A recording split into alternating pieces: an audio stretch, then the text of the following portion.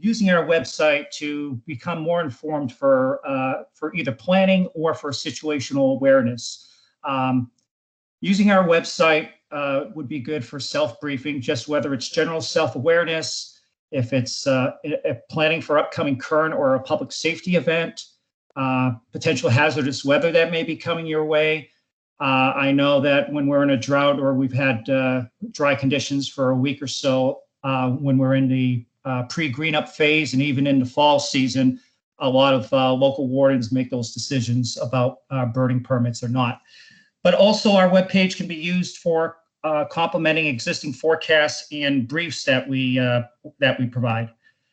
Now, the whole thing about decision support services and what we do here at the Weather Service is trying to build a weather-ready nation where society is prepared and responds to weather-dependent events.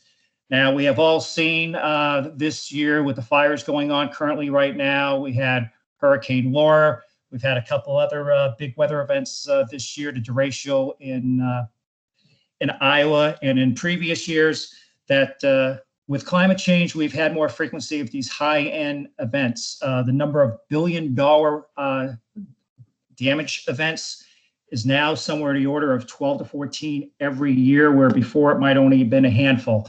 So we've definitely seen that increase. So a Weather Ready Nation is really building partnerships with all those who are involved in decision-making and public safety, whether it's the EMs or the private sector or academia.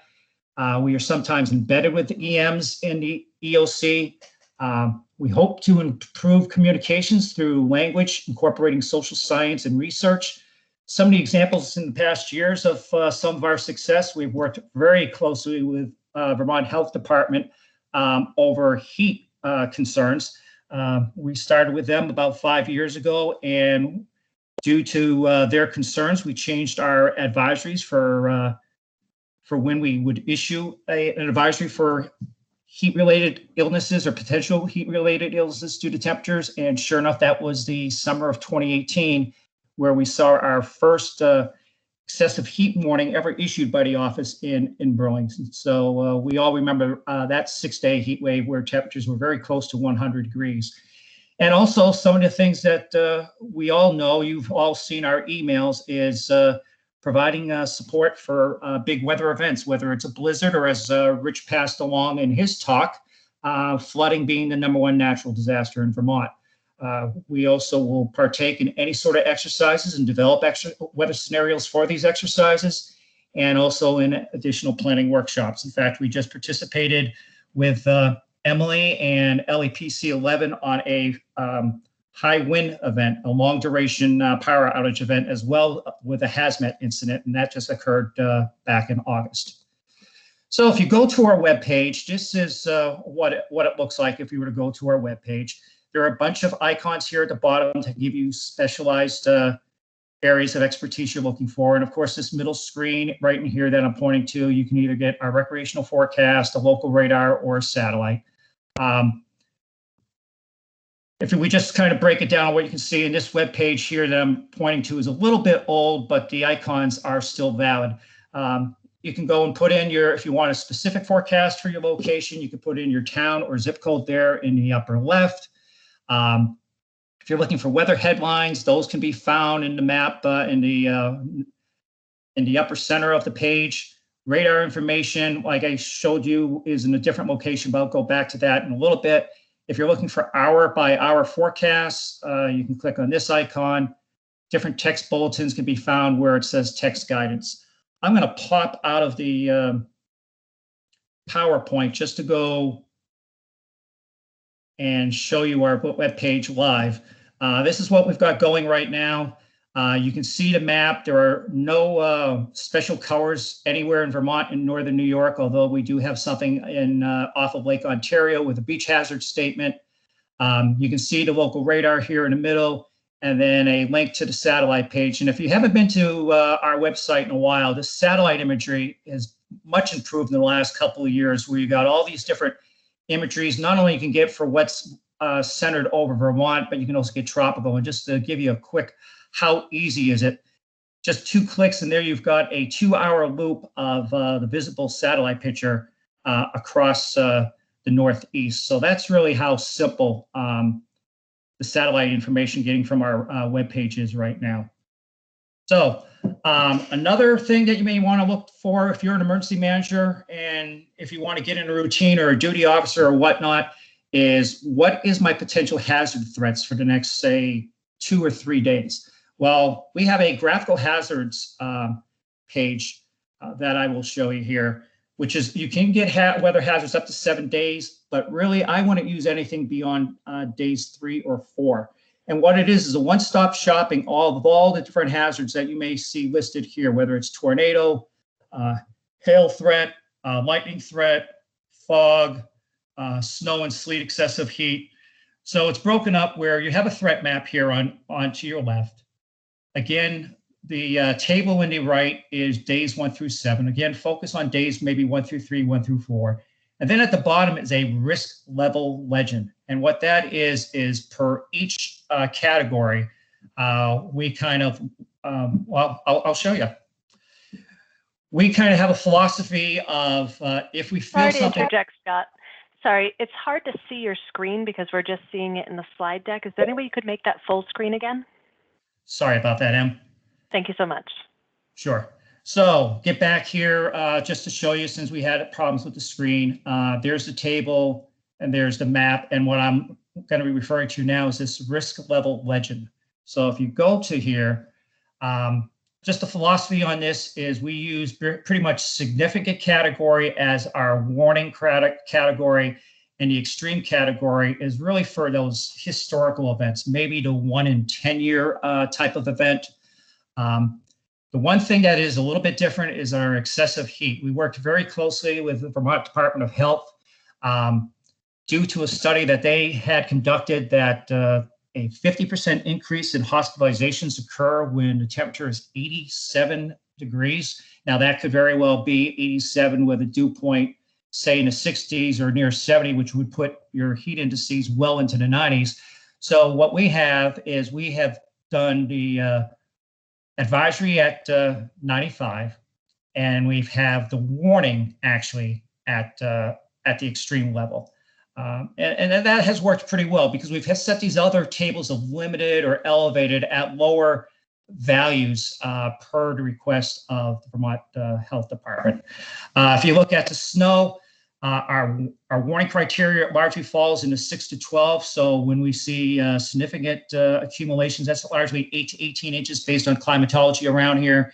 And our 1 in 5 or 10 year event was probably likely be an 18 inches or more event, maybe even 2 to 3 feet. And when it comes to ice accumulation, largely our advisory event is any of these right here in the yellow and orange. But once we start getting ice accumulation of a ½ inch or more, especially a ½ inch or more when it comes to like twigs, branches, power lines, stuff like that, that's when you have your significant issues. And I'm gonna try to jump again just to show you how to work through and find that as well on our webpage. So here it is, you get to the webpage, as you see these maps, you can see for today, all our little chiclets here are green for the most part. So there's no real hazard that's expected. Non-thunderstorm winds, this is not out until Tuesday, the 6th of October. And you can see, well, maybe we'll have some wind gusts that are going to be greater than 30 miles an hour in the Champlain Valley, but otherwise no real hazards. So let me bring that back to here.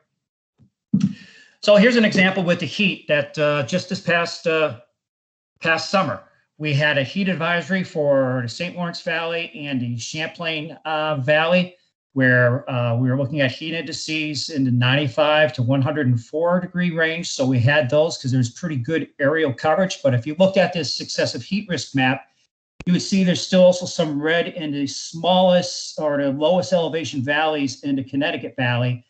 Not enough aerial coverage to issue an advisory, but certainly if you're looking at this, you can see that there's going to be some areas, even in the lower Connecticut Valley, that would experience heat indices of 95 to 104 degrees.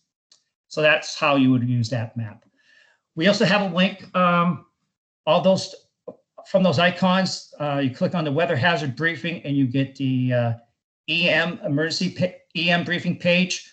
What I'm going to show you is what it's current, but there is a change coming maybe within the next couple of months, but you would still be clicking through using this weather hazard briefing icon. So this emergency manager self-briefing page is basically what it says, self-briefing page. There are many tablets, one for fire, one for flooding, heat, thunderstorms, tropical, and winter. And there are enough of different weather parameters in here for you to kind of self-brief on the potential dangers. Again, I'll go through them on the actual web page. So here is the manager self-brief page. It's defaulted to fire, but say for flooding, we would have, if you were to click on this, it goes to the river forecast points map that some of you may be familiar with. 24 hours expected rainfall. You go to winter, you're not going to see much now, but your storm total snowfall forecast. Tropical, you would have the active tropical cyclones, some of the satellite pictures, tropical climatology. So you pretty get a good feel of what's available off that page. And again, it's for the emergency managers to kind of self-brief them on the current conditions that are, or the conditions that are expected. And then our winter weather page. This one will be used a lot during the winter. I believe it's either October 1, October 15th, or November 1, where this will actually show up on our links again. And October 1 is tomorrow. So, but again, if you were to go to our webpage on this, this is how it would look. You would have all these different tabs. The tab that it's defaulted to right now is the probabilistic snowfall forecast. It gets you what is the expected forecast for snowfall, and this is based on a lot of computer guidance and the final decisions made by the forecasters at our office. You have a high-end amount, so it's the extreme. What are you expecting as a reasonable worst-case scenario at the 90% level, and at the low-end amount, a reasonable low-end scenario. You also have a link for ice accumulation forecasts, 6-hour snowfalls. So every 6 hours, what the snowfall is, weather type, conditions, what type of precipitation you're expecting. And then there's other information, including, which you don't have here, but a onset and ending time of winter precipitation. So I'm going to show you those in the actual slideshow. So again, here's our weather page, winter weather page. Here's a situation, if we all remember, I think this was the event that was the freezing rain or rain that changed over to a extremely heavy wet snow that accumulated anywhere from 3 to 4 inches per hour, especially in northwestern Vermont. So the one here in the left-hand side is what the forecasters had predicted for snowfall. The upper right is the worst case of the computer models, taking what we forecast and adding some of the statistical input. See, you can see in southern Vermont, the changes on the low end where they're only going for 4 or 5 inches. So you can see by just this, you should be able to see that if we had more rain, then more than likely we would end up being in these lower amounts. If the rain changed over to snow faster, there's the possibility it would be these higher amounts. If it changed over as expected and forecast, then this is what you get, this left-hand part of the screen. Ice accumulation is the same way, although the ice accumulation right now, there is no probabilistic ice accumulation. It's just what we're forecasting. And we also have, or we will be putting on our webpage, a table eventually just to show you the potential impacts based on the amount of ice we're forecasting. I mentioned about the snow onset time. This is very good, especially for Public Works and ALT when they want to know when is the snow expected to arrive so they can have their crews out there being ready to go. It's a great tool, we believe, that we've heard a lot of good compliments on. The 6-hour snowfall forecast, this is taking it, it's a set 6 hours based on what we call Greenwich Mean Time. So in this case here, we're looking at 6 hours from 1 to 7 p.m. on Thursday, 7 p.m. to 1 a.m. on Friday, and 1 a.m. to 7 a.m. on Friday. So you can see from the upper left, we have an increasing amount of snow expected in the Connecticut Valley during that time of anywhere from 2 to 3 inches to perhaps 4 to 6. You can see in the 7 p.m. to 1 a.m. window, an additional 6 to 8 to 8 to 12 in the Northeast Kingdom. And then 1 to 7 o'clock in the morning on Friday, you still have an area in extreme Northeast Kingdom that's 3 to 4, 4 to 6. So it's showing the translation and the peak time of when the biggest snow is. So it's great planning for school decision makers, and again, Public Works and ALT. And the other thing that you can find on the winter weather page is probabilistics of greater than an inch of snow, 2 inches of snow. You can actually also look at the chance of snow and how much the percentage for each category by town on this page as well.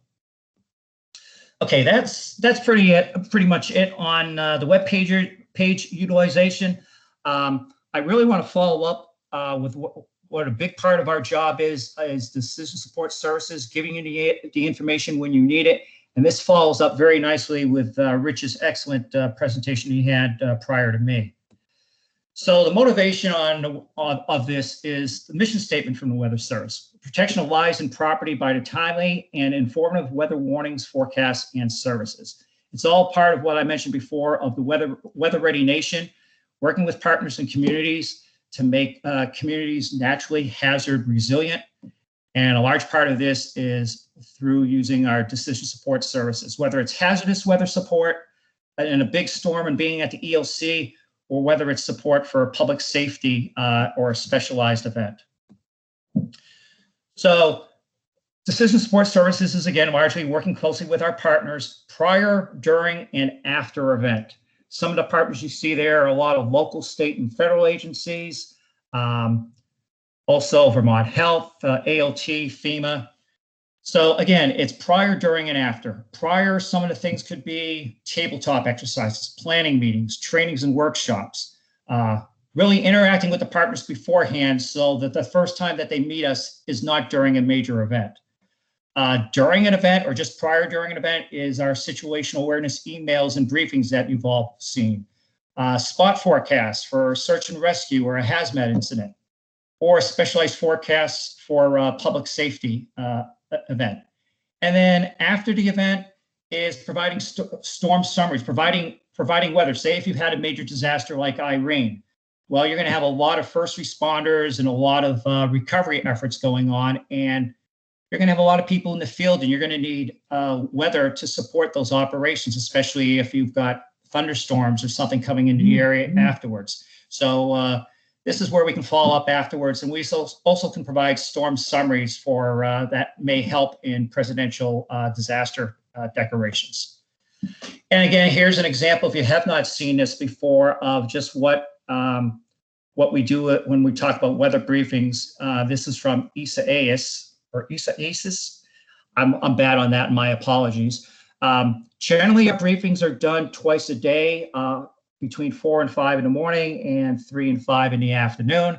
However, during the tropical storm, within the last 12 hours as the event was going, and we were looking at the storm accelerating, and we know that timely information is important, we did go to a 3-hour issuance during those last 12 hours, which went over very well. So we're glad that we were able to provide that type of support.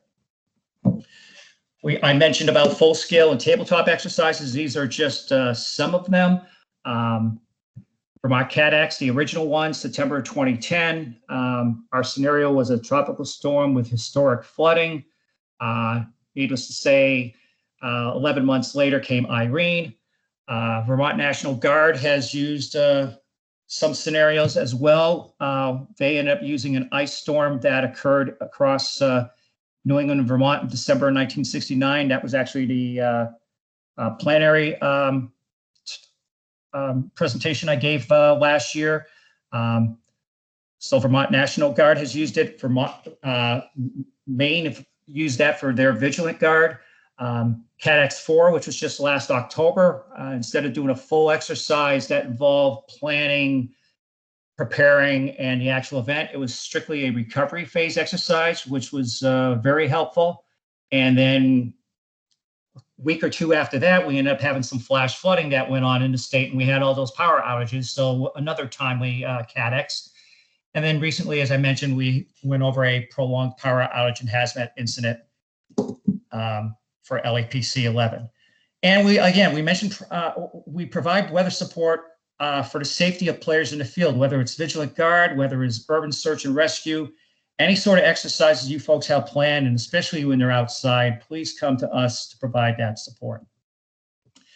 So the motivation for weather safety at these public venues is each year millions of people attend these large-scale events, and the focus is usually on the entertainment and the event, not their safety. People are, when they travel to these events, they're unfamiliar with these events, so they need a lot of help, especially when the weather or some other emergency happens. They really need the dedication and help from the first responders that are there to help them out. And in the worst case of the situations, there has been loss of lives, and it's been local as well. 5 summers ago now it's been. There was a big windstorm and thunderstorm that hit over in Lancaster, New Hampshire, that knocked down a huge tent. And unfortunately, there were 2 fatalities and more than a dozen people injured. The 2 fatalities, unfortunately, was a father-daughter that was from Concord, Vermont. During Raftapalooza, this was 4 summers ago, there were hundreds out there over in Mallett's Bay, Thayers Beach, in that area. And there were thunderstorms that were moving from southern Canada across right down the Champlain Valley. And we had issued statements about this about an hour to 2 hours before it struck, as well as issuing warnings. But nonetheless, it wasn't until the thunderstorm was right on top of them that they had a mass evacuation going on. And unfortunately, there was one person who died of a medical condition, likely prompted by the mass evacuation. And just recently, the Coast Guard was looking for a similar incident to portray and for them to do a rescue exercise that I believe occurred earlier this month. Other things that you might have seen, this was last year, but a strong thunderstorm moved across this harbor area in, or actually it wasn't harbor, but just a outdoor venue, outdoor restaurant in Clemson, South Carolina. You can see there's individual here, got whipped up by the winds on the tent and eventually got thrown onto the roof. And then the PGA Tour Championship that was held in Atlanta over a year ago, as they had already evacuated the course of players and asked people to shelter in protective buildings. Not everyone did so, and lightning struck, and there were more than a half dozen people that were injured. And that very well can happen. As Rich mentioned, we have lots of fairs in the summer and into the fall, the Champlain Valley being the biggest, and Champlain Valley has, the exposition folks have worked with us for nearly 20 years now, and they've got an excellent EAP plan with exercises, tabletop exercises 3 weeks before the event every year. And we have worked greatly with them, and we greatly appreciate their support. So again, fatalities can happen in these incidents, and hoping for nothing to happen is just not a plan. You need to be, if you're a venue operator, an event organizer, or you're an EM and you have these events in your community, you need to proactively plan to try to mitigate those risks. You can work with us, but only public safety folks are allowed to work with us. We cannot work directly with the venue. We need to work through public safety, and that's due to congressional authorization of our budget, because there are other private weather industries that can monitor and warn for venues, or use our warnings and directly work with the venues. But if we work with an emergency manager, a local EM, or a first responder, then you can work directly through us. I won't go over too much with this, but building a resilient venue for all these potential situations, whether it's an active shooter, bomb threat, weather. Success stories. Champlain Valley Fair 2011, this happened just after the Sugarland concert in Indiana that killed several people. They had a concert at the Champlain Valley Fairgrounds, and sure enough, thunderstorms were moving into the area. We contacted the Essex PD as well as the fair, and they were safely able to evacuate without any issues. Vermont City Marathon, we provided them heat to allow them to, heat warnings for the first time in terms of using what they call the wet bulb globe temperature, which was used during Vigilant Guard by both Vermont OSHA and the military. So they allowed for an orderly shutdown and cancellation of the race due to the heat. And then just 2 years ago in 2019, they had to evacuate and delay the start due to thunderstorms. So one way of getting that request from us is directly going to our website and requesting the form. And I am going to show you that here. You go on to get our request form, and all you need to do is simply fill out this form, the name of the event, location, event start time, end time, approximately how many thousands of people you are expecting, what type of services are you looking for, what are the weather threats of your concern, and then the needed time to evacuate for the event. You provide us all that, we'll work with you on that, and we can provide a safe venue. One thing we can, when we do this, we have a threat matrix. We really want to work with the organizers, or rather the emergency managers, early and often. One thing with outdoor events, there are a lot of tents. When you go to the Champlain Valley Fair, for example, a lot of the food vendor tents may be something where a wind gust of 25, 30 miles an hour could all of a sudden just disable and throw a tent right up into this air. Whereas there are some tents that are really, metal posts down, tied down, all this, and they could be rated to 40, 50 miles an hour. So it's really important to know what tents are being used and what are they rated for. If you're concerned about heat, we can provide heat information by the hour. If you're concerned about, again, the winds, we can provide wind information, whatever you may need. And of course, the other thing is thunderstorms. Again, if you need 15 minutes to evacuate, 30 minutes to evacuate, or whatever, let us know how long you need to evacuate for your event, and we will watch the radar for you and provide that information.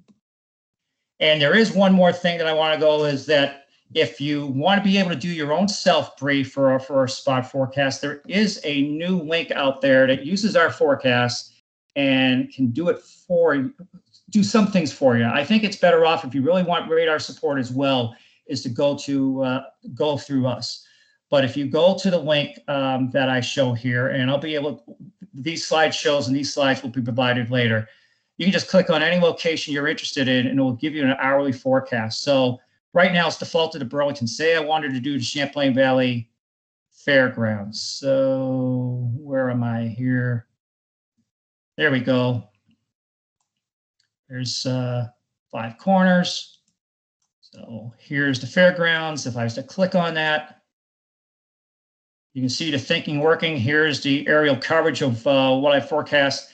You got the kind of a summary for the next 7 days, but then you've got hourly forecasts and all these different parameters that are available. So those are just some of the tools going through the webpage that should be able to help folks along. And with that, that concludes my part, and I'll bring it back to Emily. Thank you so much, Scott. So we did have a question in the chat. So when you mentioned who you can interact with, someone asked, are public works departments considered public safety groups for the purposes of interacting with them? Yeah, not only public safety groups, basically all governmental agencies we can work directly with. So public works, absolutely. We've already have several public works that contact us on a regular basis, and we certainly open the door to any public works that need assistance. Excellent, thank you. And if there are any other questions, please post them now in the chat box. You can access that either in the middle bottom of your screen or at the top. There should be a little box that has 2 lines in it with a line going down. That is our chat box. So please enter any questions into that box now. I will note through our chat box, we also had someone note that they use this site all the time. Thank you so much. Another question, what is your email address, Scott? Do you have it in a way that you could share it on your screen or enter it into our chat box? I'm doing that right now. Excellent. Thank you so much, Scott. And just to follow up to something Scott had mentioned earlier, Scott did assist us with a LEPC 11, that's Lamoille County exercise, and he joined our planning team. So we said, here's the type of situation we're looking for in the area. Give us a realistic expectation of what we could see so that the exercise was grounded in truth. So again, that's a service that Scott can provide and is a really good member of your planning team. Are there any additional questions for Scott Whittier? Emily, I wanted to let people know that in the chat room, not only is my personal email, but if you're a government agency, you need to reach any of the forecasters 24/7. That email that I've typed underneath mine is the best way to go to try to reach a forecaster directly. Perfect. And so do you prefer that or a phone call? A phone call if it's immediate. If it's something that's just maybe something that can be answered within an hour or so, or for future planning of an event or whatever, then the email. But if it's something that is time critical, phone call would do best, and I will throw that on there as well. Thank you. I will note that is one of the benefits to having this virtual environment is that we can quickly provide that information in a written format. So that's great. So any additional questions for Scott Whittier? So question, to confirm, National Weather Service Albany will do the same thing in Bennington and Windham counties, correct? You are correct, Rich. They will definitely do the same thing for Bennington and Windham counties, yes. But if you're looking at the whole state and it includes Bennington and Windham, we are the state liaison office, so we will provide briefings for Bennington and Windham if it's part of any other counties that we provide support for. Excellent. Thank you so much, Scott. Any additional questions for Scott Whittier?